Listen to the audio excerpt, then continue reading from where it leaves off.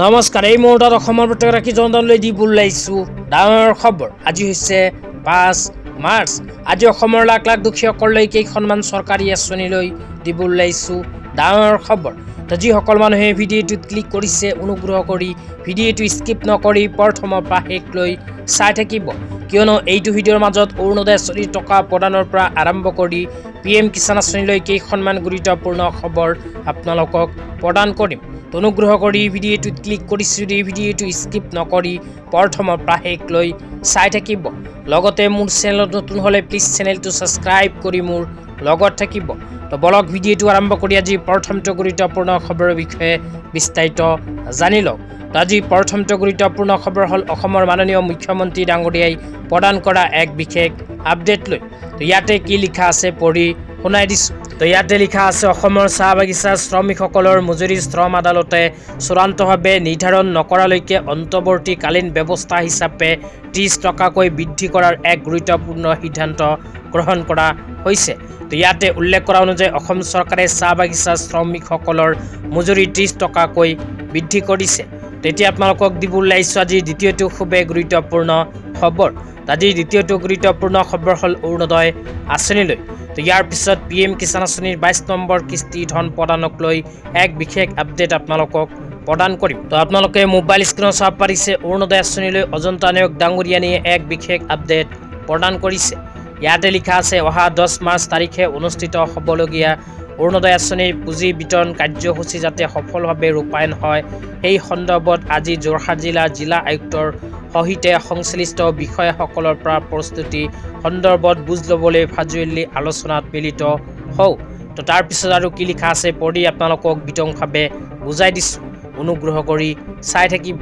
তাৰপিছত লিখা আছে, উক্ত দিনা পুৱা 11 বজাত অনুষ্ঠিত হ'বলগীয়া এই কাৰ্যসূচী যাতে সকলো হিতাধিকাৰী উপস্থিত থাকে তাৰ বাবে প্ৰয়োজনীয় ব্যৱস্থা কৰাৰ আহ্বান জনাওঁ। তো ইয়াতে উল্লেখ কৰা অনুযায়ী যিসকল মানুহৰ নাম অৰুণোদয় আঁচনিত অন্তৰ্ভুক্ত হৈ আছে সেইসকল মানুহক অৰুণোদয় আঁচনিৰ 9,000কৈ টকা প্ৰদানৰ কাম অসম চৰকাৰে পূৰ্ণ গতিত কৰি আছে।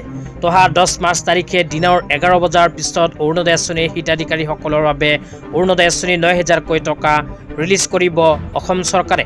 তো আপোনালোকৰ নাম যদি অৰুণোদয় আঁচনিত অন্তৰ্ভুক্ত হৈ আছে তেন্তে আপোনালোকৰ বেংক একাউণ্টতো 9,000কৈ টকা সোমাই যাব। কিন্তু এইবোৰ মানুহে যদি অৰুণোদয় আঁচনিত নতুনকৈ আবেদন কৰিছে তেন্তে এইবোৰ মানুহে অৰুণোদয় আঁচনিৰ 9,000কৈ টকা পোৱাৰ বাবে যোগ্য নহয়। কোনবোৰ মানুহে 9,000কৈ টকা পোৱাৰ বাবে যোগ্য নহয় আপোনালোকক জনাই দিছোঁ। তো ইয়াতে 1 নম্বৰত কৈছে, বৰ্তমানৰ MP, MLA, CM, EM আদিৰ পৰিয়ালসকলে অৰুণোদয় আঁচনি 9,000কৈ টকা পোৱাৰ বাবে যোগ্য নহয়। 2 নম্বৰত কৈছে, Panchayati Raj, urban local body আৰু অট'নমিছ কাউন্সিলৰ পৰিয়ালৰ সদস্যসকলেও নাপাব অৰুণোদয় আঁচনি 9,000কৈ টকা। তাৰপিছত 3 নম্বৰত কৈছে, doctor, engineer, architect, CA, lawyer, banker, teacher, government employee আৰু পেঞ্চনাৰসকলৰ পৰিয়ালেও নাপাব অৰুণোদয় আঁচনি 9,000কৈ টকা।